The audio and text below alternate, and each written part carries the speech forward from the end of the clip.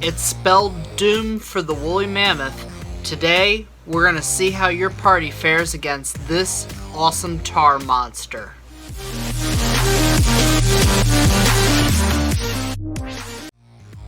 Hey guys, what's going on? Michael here. So on this week's video, we are making an awesome tar monster, but I'm starting this process at the 3D printer by 3D printing a polyframe base that we're going to sculpt over top of.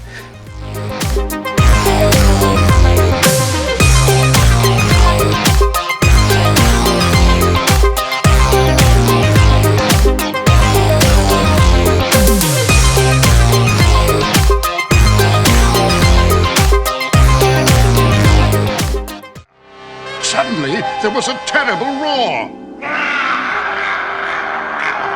And then he appeared, the tar monster. A terrifying sight, tar dripping from its body as it came toward us. The workmen ran away.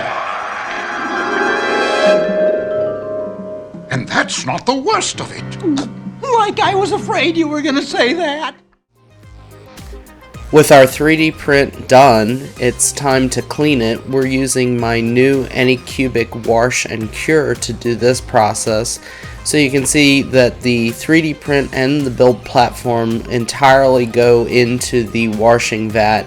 And while that is spinning up and washing off all of the residue from the resin, I'm taking a minute to drain my resin vat.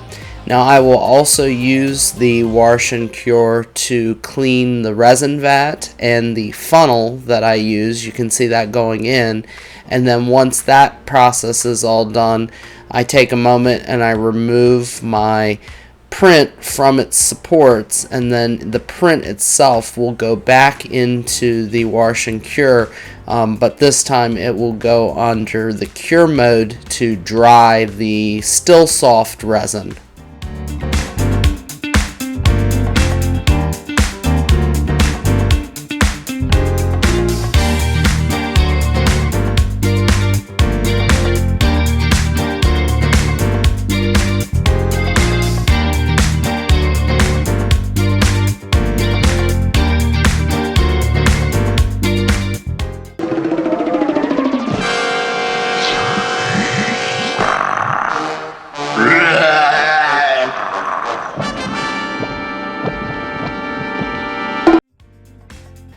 Time to get started on the sculpting. So I didn't want to make a mess on my workbench, so I decided that I would use a bit of wax paper to sculpt on top of.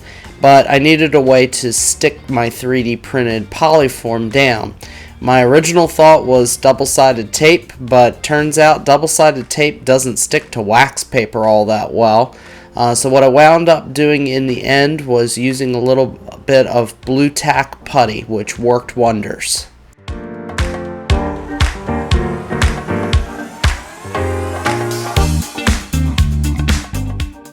Now my sculpting material of choice for this project was Milliput, which is a two-part epoxy putty.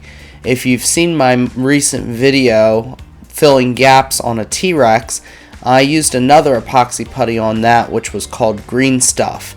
Green Stuff would work in this application, but it dries a lot faster, and I found that Milliput smooths out better with water, which is why I chose it for this process. So I'm just cutting equal portions of the Milliput and mixing them up until I get a uniform color. Once I do, I'll begin sculpting. You can use any tools at your disposal for sculpting. I have a set of metal sculpting tools and a set of these silicone sculpting tools, which work pretty well. But whatever you have around, even if it's just as simple as a paintbrush or a pencil.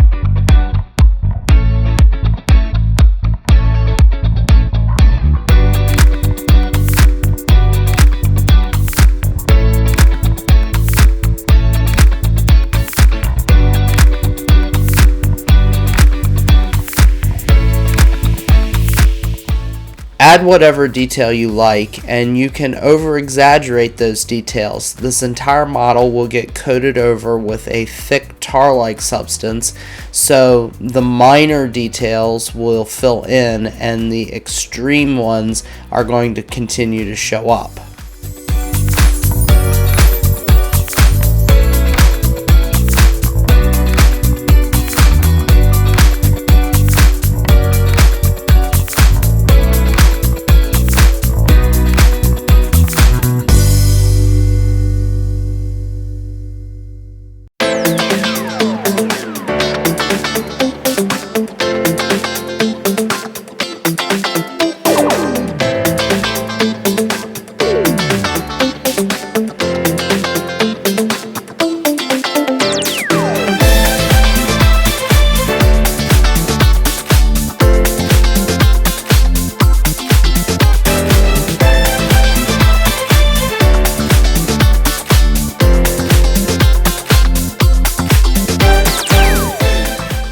It's important to make your model irregular. If it looks even on both sides, it won't look natural.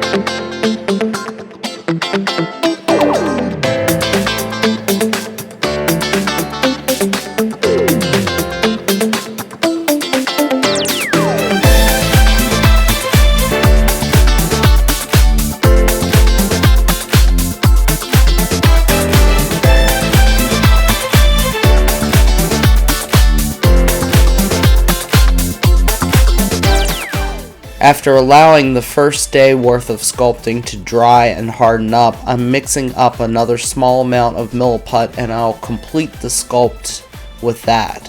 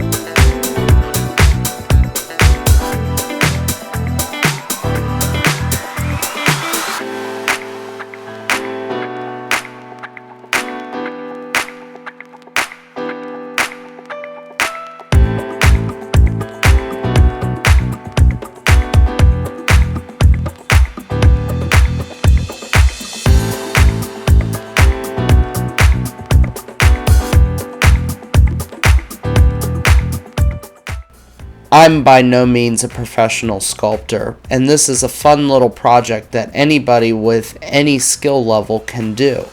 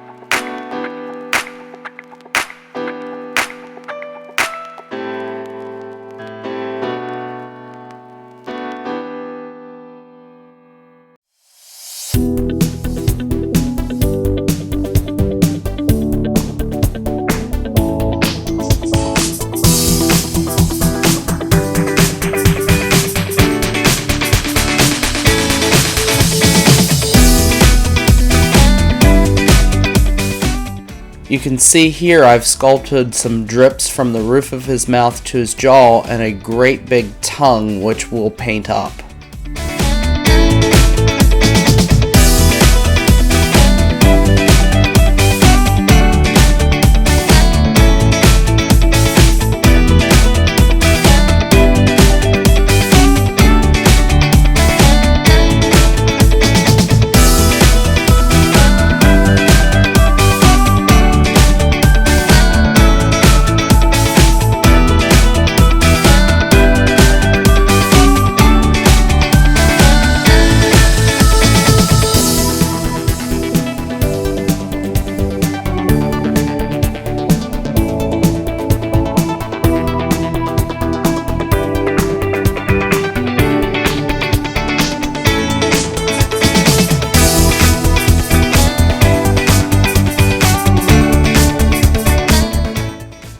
Now after your sculpt is all complete, you can go back and sand it, which is what I wish I would have done to start with, or you can just start in priming out the model.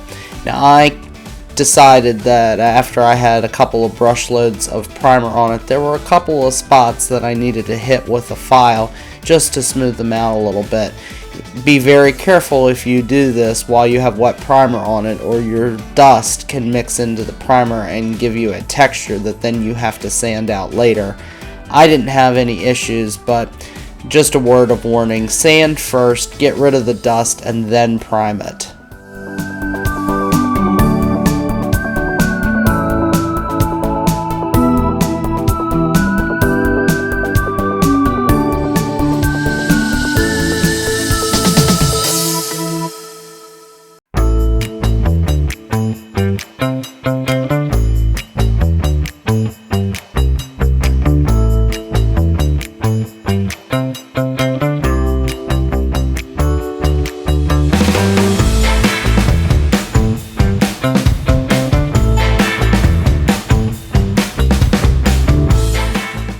Now with our primer dry, it's time to mix up the tar coating. We're going to be using Elmer's Glue All and Porconi Paints Black.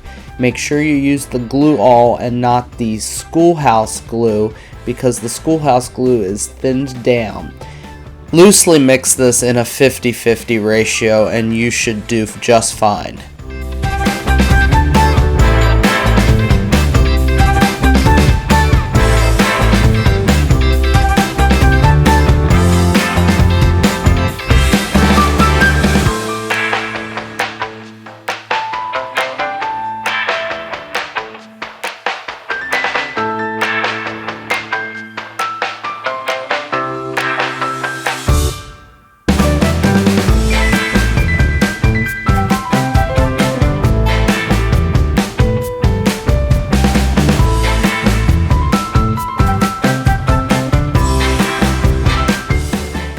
Once completely coated, you're going to need to let this dry for an entire day, and make sure that it does not stick to whatever paper towel or paper plate it's drying on.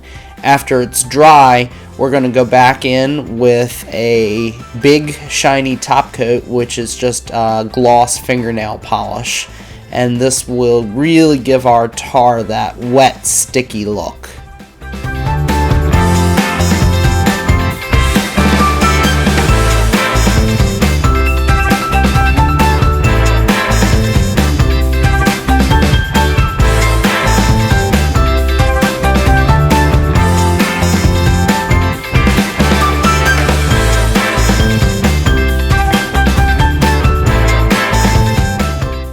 Now I've already drilled out the eye sockets on this model to receive the small little eyes that we have for it.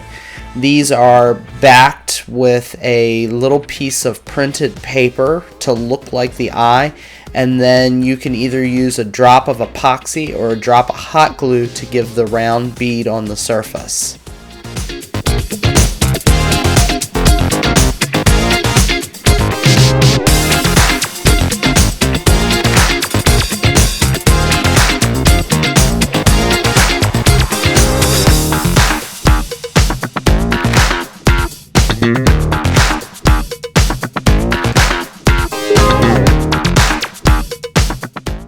With the eyes glued in place, we're going to mix up just a little bit more of our glue all and black paint mixture to touch up the eye sockets and put just a little bit of tar on the bottoms of the eyes to look like eyelids.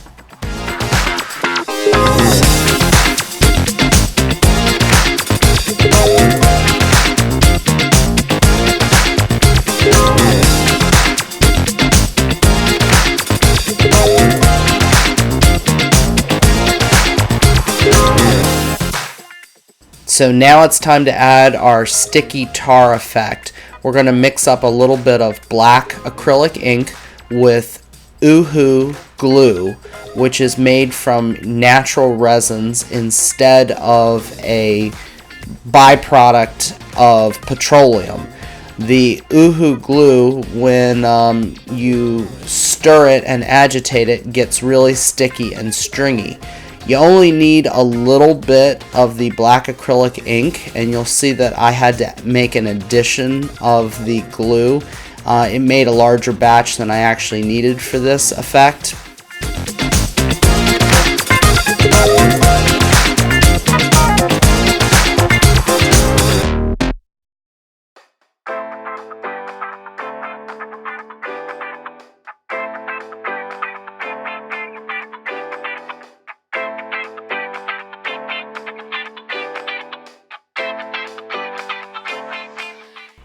When applying this mixture, it's best to use a sculpting tool and just kind of wind it like spaghetti on the tool. I usually work top to bottom and stretch it as I go, and you really can't overdo it, so have fun with it.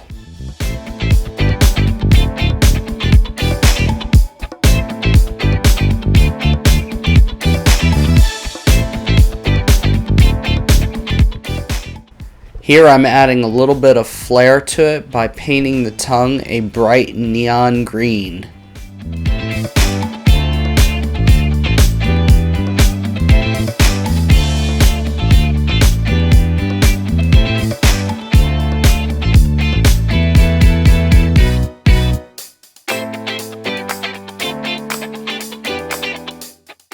Now apply a wash of Citadel's Bile Tan Green to capture all the detail that I sculpted into the tongue.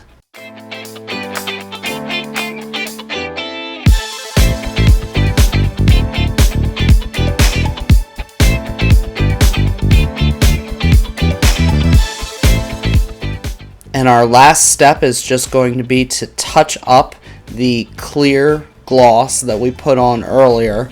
We'll go back and we'll hit the strings of tar that we put on with the Uhu glue, and we're going to hit the eye sockets and the tongue all with this shiny fingernail polish.